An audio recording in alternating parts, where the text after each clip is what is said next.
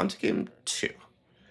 And the way that I've sideboarded is I brought in the 9th Legion and Feast for Crows.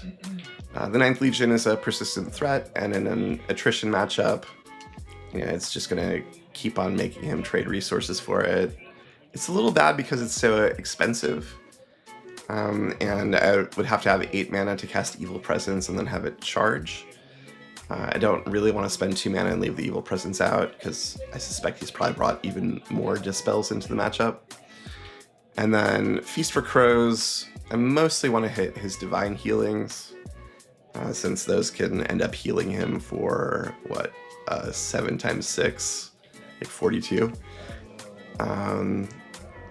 If I draw it after he's fired off maybe 2 Divine Healings, I might go for Craterize instead, so that he doesn't have a really easy way to close the game out. I took out 1 Dapperel Vampire. It's a not very powerful threat that doesn't have meaningful evasion against him. So it's kind of my worst minion. And then also Amethyst Core. Amethyst Core, I don't need to erase him on mana, and if I put it out at the same time with Cathera Mechanism or Ring of Morrigan, it opens up a 2-for-1, and I really don't want to get 2-for-1. So dropping back into this game, I have a Central Watchtower, which is not quite optimal. I'd much rather have it a space forward, but I'm guessing I also have a tower and a threat that I want to play on turn 2. And as long as the Infiltrate doesn't let him kill me with my own creatures, I'm more okay with it. And the game will take place over such a wide part of the map that the Watchtower can't really control everything. So I'm not going to sacrifice my tempo to have better Watchtower placement. I think he's going to get a Kettle Top here.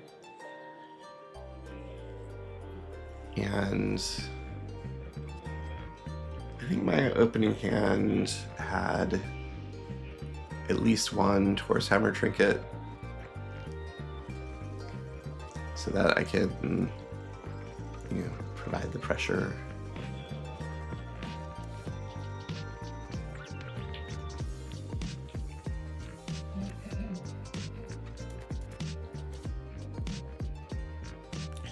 One thing I don't like about the design of tutor cards is all the shuffling they make happen. When I play Magic, the house rules I usually like are no cards that shuffle, or when I build commander decks. I try not to play any cards that shuffle for that reason. So here's the tower to set up 3 mana on turn 2. And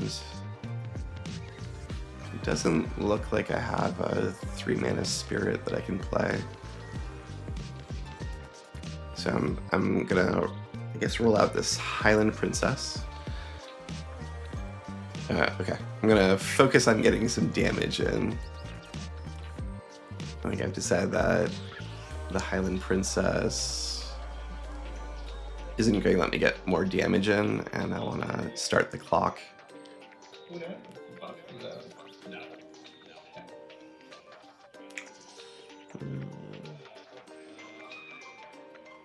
Let's see, is that the right choice? If I had cast Highland Princess this turn instead, I have gotten a trinket and dealt 0 damage, and then this next turn I'd be able to attack with Princess and Tawny for 2, and then I don't know how much mana I'd allocate to trinkets, but if it was all of it, it'd be 4. So I guess, yeah, okay. I guess the line of play I chose will get in 1 more point of damage, because 2 damage followed by 3 damage is better than 0 damage followed by 3 damage. I guess it's actually 2 damage more. So, so I chose the right line of play if Princess is what I choose here. He plays a tour in the background, so if I have a castle, I can get it. I play Wizard's Den. Wizard's Den is close to my favorite site. Just getting to draw a card is awesome. And here, I meant to attack first because I'm going to trade Tawny off with Kettle Top, and then play the Wizard's Den to refresh Tawny. And you know, Michael very generously like acknowledges that even though I saw a card, that was like very obviously my plan, and you know, we know each other pretty well, and there's a lot of trust there. So he lets me sequence the way that I had intended. So I think very sporting and in the spirit of how I think we'd all like high-level sorcery play to be. That you know, this game isn't about being cutthroat. It's about having a fun experience with the cards together. So yeah, and in this case, it turns out that we end up doing more damage and get rid of the Kettle Top in a positively sequenced way. So it turns out that the blink line was quite good. It was better for optimizing damage, and it also ended up optimizing our flexibility. Look, some of my cards are alpha.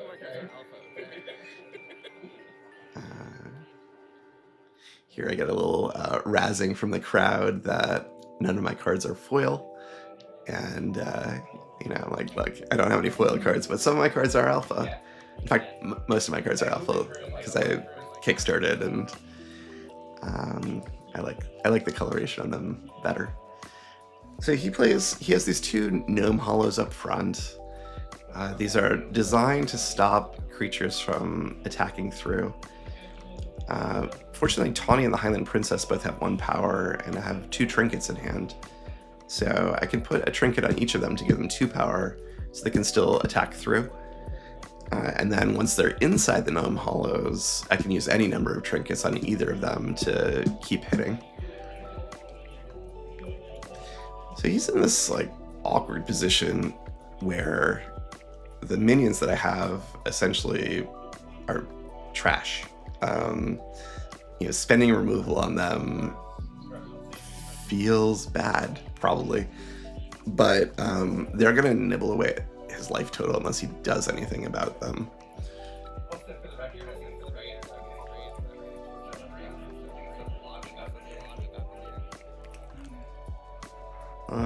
I brag a little bit about you know, how I think it's a good reflection on the game that I'm getting Taurus Hammer Trinket instead of Ring. I know that Ring is a pretty controversial card, and I think it's like a hoser against aggro, but there are lots of places where it's bad, and this matchup is one of them. You know, it's a fine finisher, and occasionally the life gain can be relevant, but it's you know, it's probably in the worst like 10 or 15 cards in my deck, as opposed to like in an aggro matchup where it's the best 10 or 15, where, you know, Trinket just really shines here. So he's common sensing, he's gonna get a blink. He needs, like, he's just building up resources. Blink is awesome because it replaces itself. You know, it builds up the graveyard, it digs deeper in the deck, so it's kind of like I guess a card and a third. But the third of a card is, you know, kind of a tutor, so that's nice. He's moving toward the corner this time, which I think is anticipating potential Death Door situations. Also, last game he saw the Arcane Barrage, and we have an open deck list, so he knows I have Arcane Barrage. And in general, when your opponent has a giant X spell, moving out of the same column with them is a good idea. even though Tawny's here right now, you know, I'm not going to Arcane Barrage him on this low mana. And he knows Tawny will move and probably die before the game continues very far.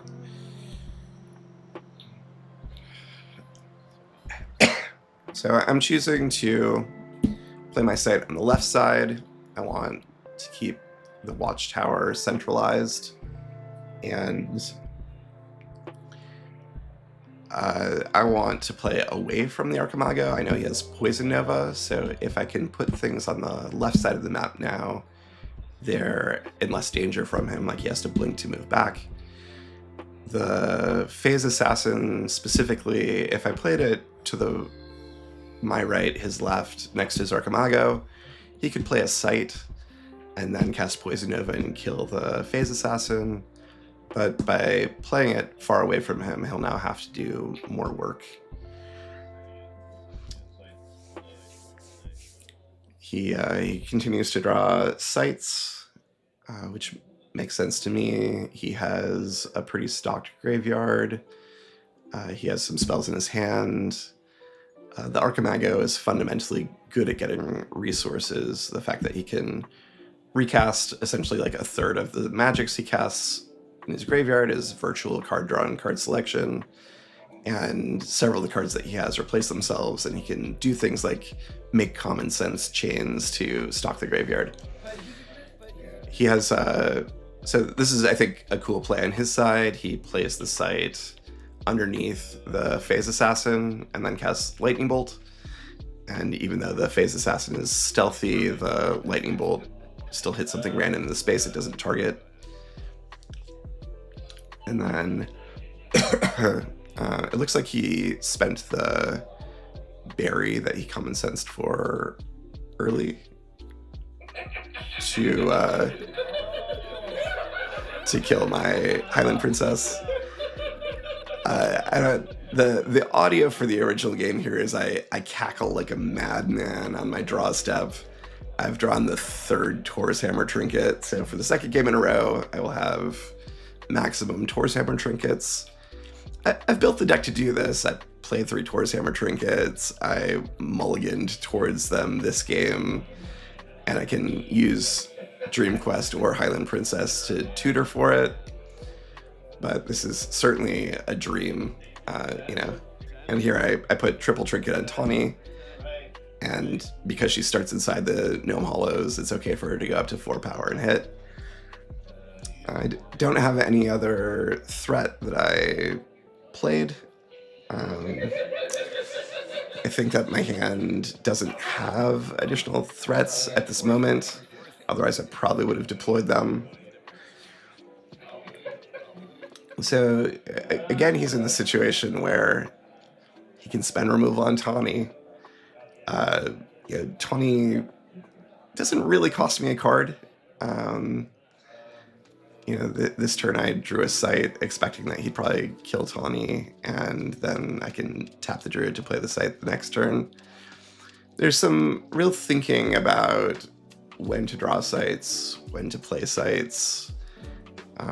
If attrition is really important like this, sometimes if I don't need the mana, I'll draw a Sight even though I have a Sight to play. Because Tawny's still alive, and I want to save the Tawny trigger for later.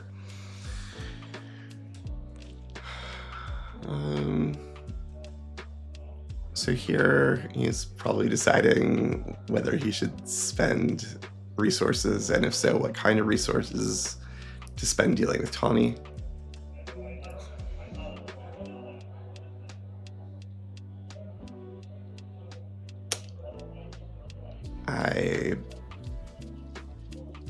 I don't have a lot that I'm thinking about here. My game could be almost anything depending on what's in my top deck. And then if I have, you know, a Sight, I'm probably thinking about where I'd like to play it. Ideally, if he doesn't block me on square 14, I can play a Sight up inside you know, his side of the board, and then the Tawny that would come in would have a large selection of places to go to, and they'd all be far away from his Archimago, so they'd be protected from removal spells. He blinks in place. I think, he's trying to stay on the corner, anticipating building somewhere to hide.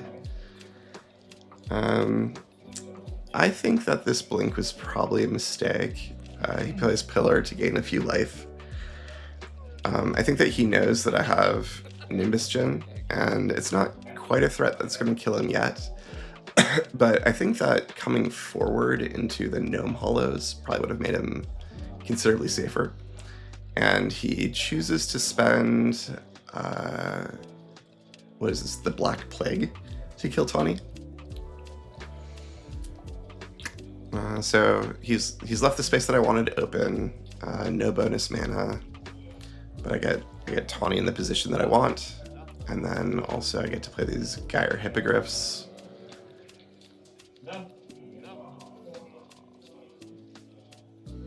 And I attack in the space that doesn't let him use Poison Nova. And, he could get both of these with an Earthquake. But,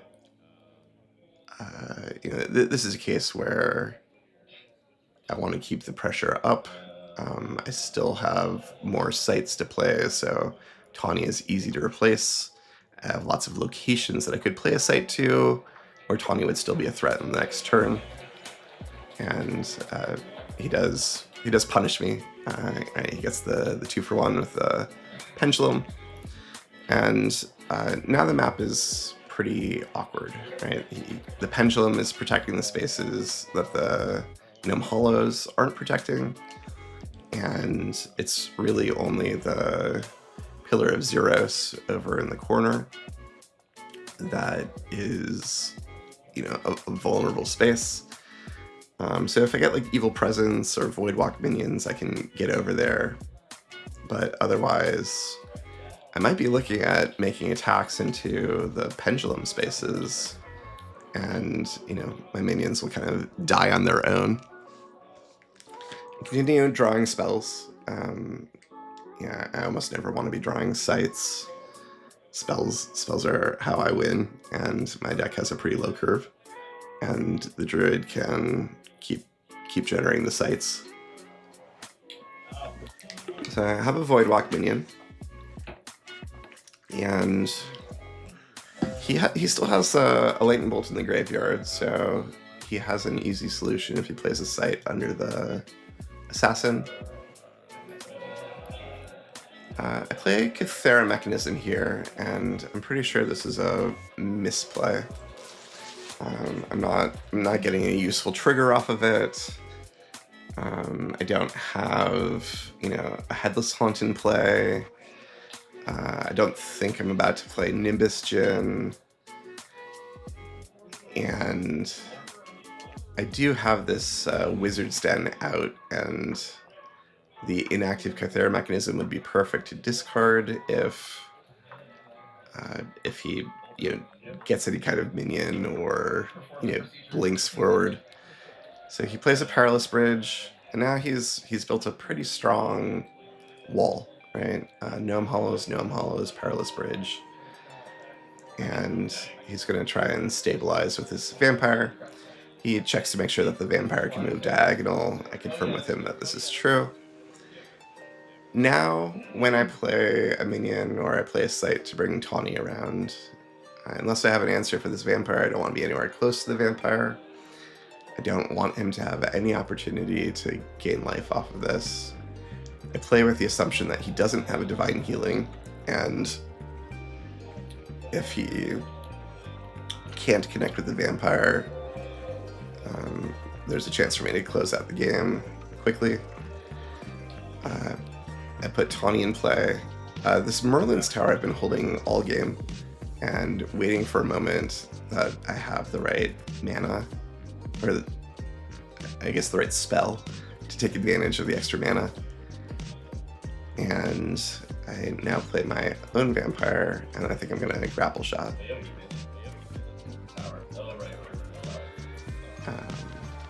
Right, he's caught a little off guard by this, which makes sense. Merlin's Tower isn't often a thing. I've ended up putting both of my minions in the 2-for-1 situation again. And I think what I should have done is play the Merlin's Tower in site 15 to the left of the beacon. I still could have played the Vampire onto the beacon and then grapple shot it over to the Perilous Bridge, but it would mean that Tawny and the Vampire were split in location.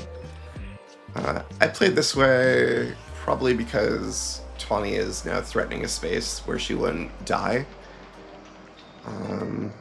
So there's like a small argument for this.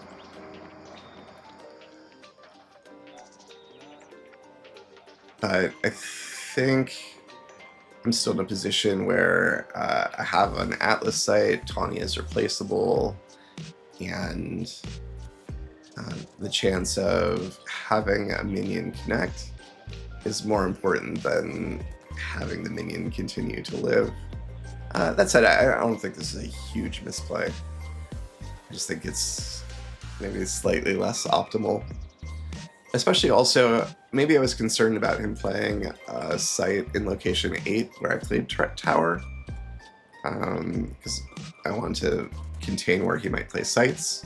But if he plays a site at 8, unless it's a defensive site itself, it would mean that this kind of defensive line is broken apart. And I have more vectors of attack, which I think I would really like.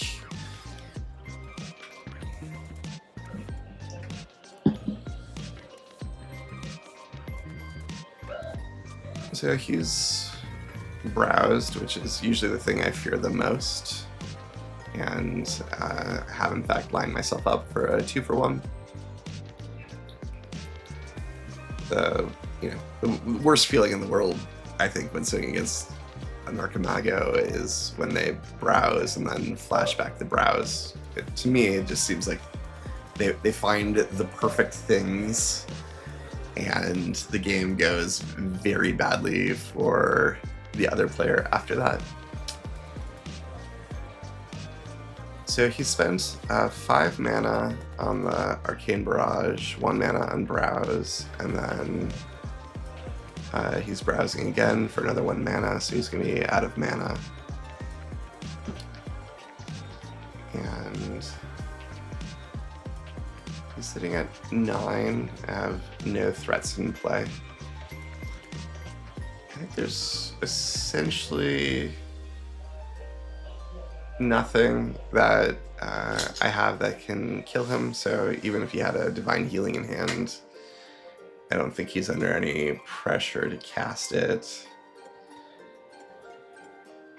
I guess if I had a Nimbus Djinn and I had the 3rd kind of tower I don't have and an Evil Presence, you could kill him here. I think he knows, though, that I have 3 trinkets.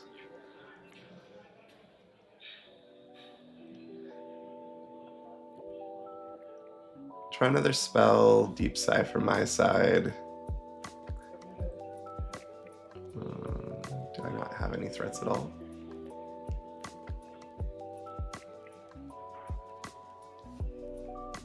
It's kind of fun watching the game a week after it happened. I remember most of it, but there's still little twists and surprises while watching.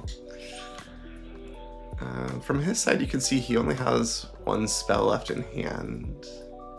So he's almost out of resources, and this is something that I think can happen. The Druid deck has a really strong resource engine and applies a lot of time pressure, so the Archimago sometimes has to make inefficient decisions and can actually just be straight out run out of cards and be playing in top deck mode. I think that, I don't know if Michael's not playing enough Common Senses or Blinks, or if he's just under such pressure. Yeah, I don't know if he's supposed to eat more life total loss in order to maximize his resources. You know, again, if there were a Archimago expert here, I'd be curious what they had to say. All right, so it looks like I drew another assassin, and there's not really a good place to cast it. And any of the sites on my side are blocked by these gnome hollows and bridges. Oh, he has 3 cards in hand. Apologies. So I am forcing him to draw a site so that he can play it under the assassin. And in my mind, that's better than him getting to play a spell. Yeah, so I know the phase assassin is now getting died to the perilous blade. So killing it to the fields of Camlin is kind of a freebie. And right now I'm looking at just attacking this Tawny with the 3 Taurus Hammer trinkets into the ruin with the Perilous Blade. It will die after that. And then you can see that I'm running out of places to play Tawny too.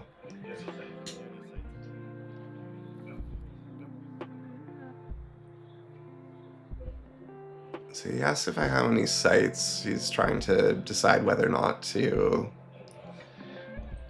do something risky. Like he's deciding whether to either criterize or okay, yeah. So Death Dealer, and this is what I'm talking about. Even though my owl only has 1 power because of the trinkets, he has to remove it.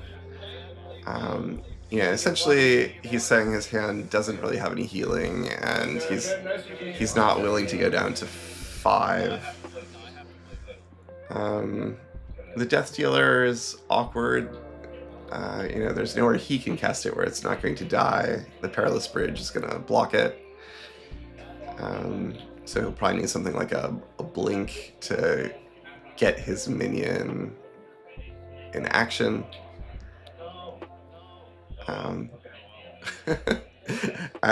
Whatever I top deck is not a threat, so I've just moved my Druid forward. I know that.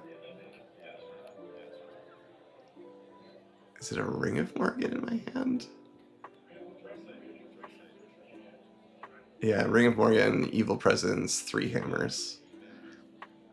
So even though, so what I'm thinking here is that with the ring, if I'm close to my opponent, I can cast it, and then I can cast all the hammers and deal damage by draining life. Also, with the hammers, the Druid is a perfectly respectable threat. So I can, you know, spend 1 hammer, go over to one of these gnome hollows and hit for 2, but then every subsequent turn I can attack for 4, or I can get closer to him and attack for, you know, 4, but also be draining him with all these hammer triggers. He uses the Power of Flight, he comes over, he hits the den, and here I get punished for playing the Cathera mechanism. If I'd kept it in hand, I could have discarded it to this attack, and you know, we can see that the Cathera mechanism has done nothing but provide him with a card that he could dispel should he draw a dispel. I guess we're, you know, in the wrong positions for that dispel, but that's always what I'm thinking about. I think I'll ultimately end up deciding to discard a Taurus Hammer trinket. The Evil Presence is too valuable, and the ring is a way to close out the game, but that felt very painful. And then here I get extremely lucky. You know, I built the deck to be lucky, but I draw a Nimbus Djinn. So I have 7 mana, so I need an 8th mana to do Evil Presence plus Djinn. My plan now is to make sure I don't go to Death's Door this turn. So I'm going to cast the ring, and Sorry, I didn't have the Nimbus-Djinn yet. I have no threat. I'm just trying to stabilize without giving him life. So I cast this Grandmaster Wizard. I draw the Nimbus-Djinn off of it. And this is a place where in like deck building, this deck didn't originally include Grandmaster Wizard. I don't know why I didn't have Grandmaster Wizard in. I think it was just being stubborn. You know, when someone else, like the Australian champion, looked at this deck, you know, previous version that didn't have Grandmaster Wizard, he's like, why don't you have Grandmaster Wizard? Why don't you have Sinkhole? These two cards are really ridiculously good, and you know, your deck would be a lot better with them. So here's a demonstration of that. I accelerate into my combo off of this wizard.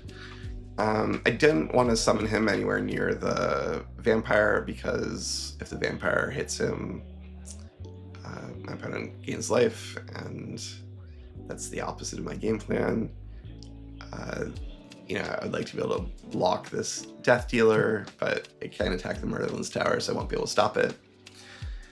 And if I hadn't drawn the Nimbus-Djinn off of this wizard, this is how the game could go sideways for me. You know, my opponent has these two giant monsters that are like eating up my life total. And I found in these matchups with Archimago, if I don't kill them pretty quickly, you know, they'll take 2 chomps out of my life total, and then I'll get craterized out. So part of the reason I was so happy in game 1 to Arcane Barrage the vampire, you know, wasn't just the threat of it gaining life. It's that, you know, 4 power is huge and is a real threat to, you know, just eat up your life total and take you out of the game.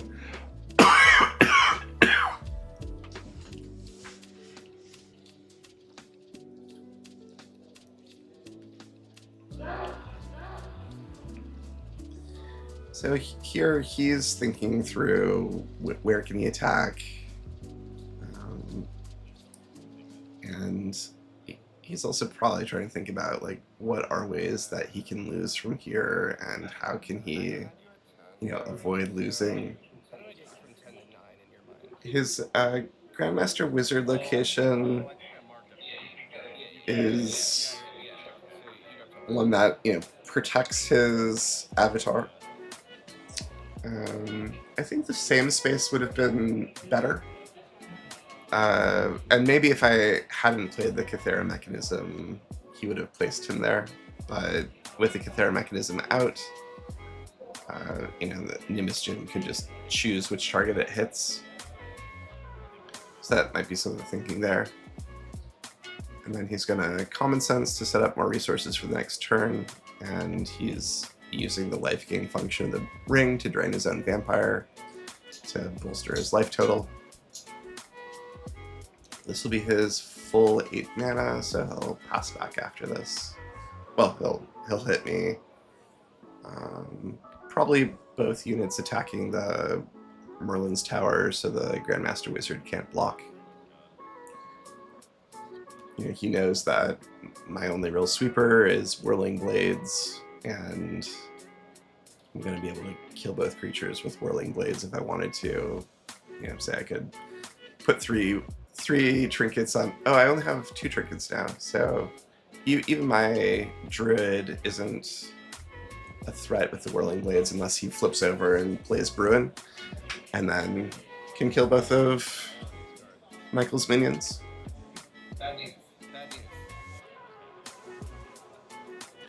So he Common Senses for Blink.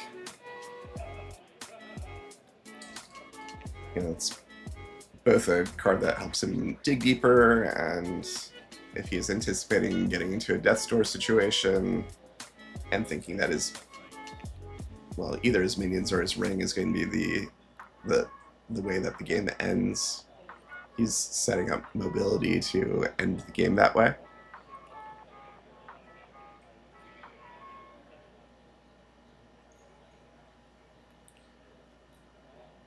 And then here come the big boom booms. 8 damage, putting me down to 9.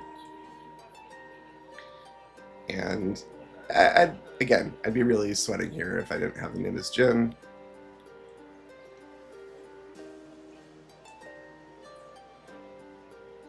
I have the sight in hand that I drew last turn, so I can get up to 8 mana. I'm drawing a spell and trying to think about, okay, so I'm going to kill him with this Nimbus Djinn, or put him at death's door. What do I need to make sure I can kill him after he's at death's door? So I'm trying to position Tawny in a place where, you know, some sequence of blinks or whirling blades optimize her position. And then I'm trying to think through, like, which cards do I need to keep? The Nimbus Djinn gets to attack him down to 8, so I'm only going to need to discard 3 cards. And I believe I'm going to end up discarding 2 trinkets. Here I use the ring to drain life on both of my own units. My goal here is to keep my life total high. You know, any card that I could win the death's door situation with Tawny. I'm thinking that I can do it with my Druid. Or Bruin. I might be wrong. I'm not sure that I should have drained out Tawny, because Tawny can attack, and if Tawny would die in that attack, you know, that's a win, where if my Druid is at death's door, you know, I can't attack avatar to avatar.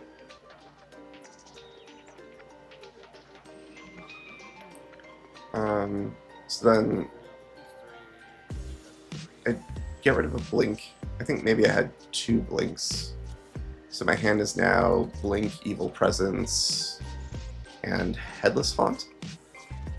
My thinking here is that either I can blink and cast something and then my ring will finish him off, or that I'll be able to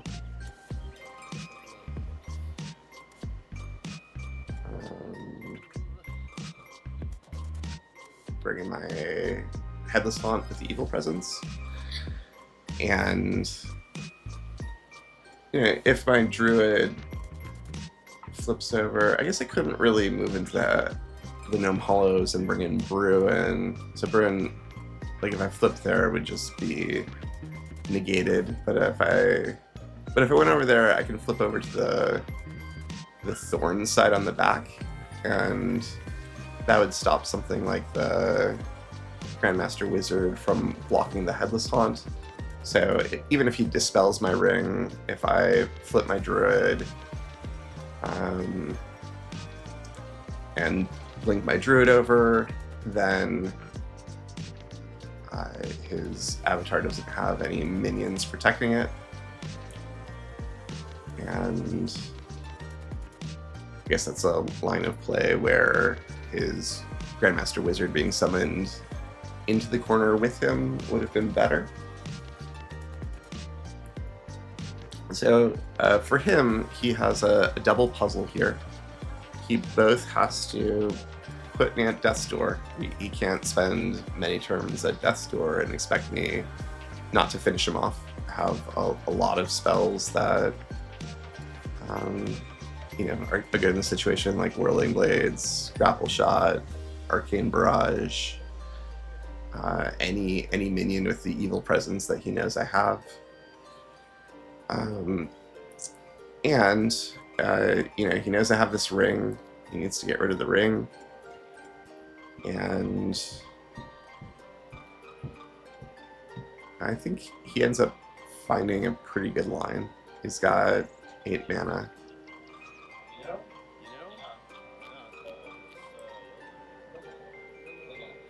Yeah, he invokes YOLO here. Yeah, knowing that even if he does these things, his odds still aren't good. But that's how to maximize his chances. So he uses Lightning Bolt to clear the Nimbus Djinn. and it deals 3, but the extra damage from the ring brings it up to 4. He's got 6 mana left. You can see him using the mana counter on his phone, which I think is pretty smart.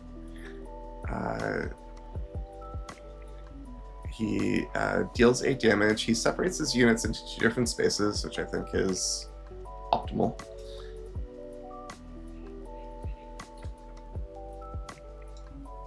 And then he's going to move this Grandmaster Wizard over. And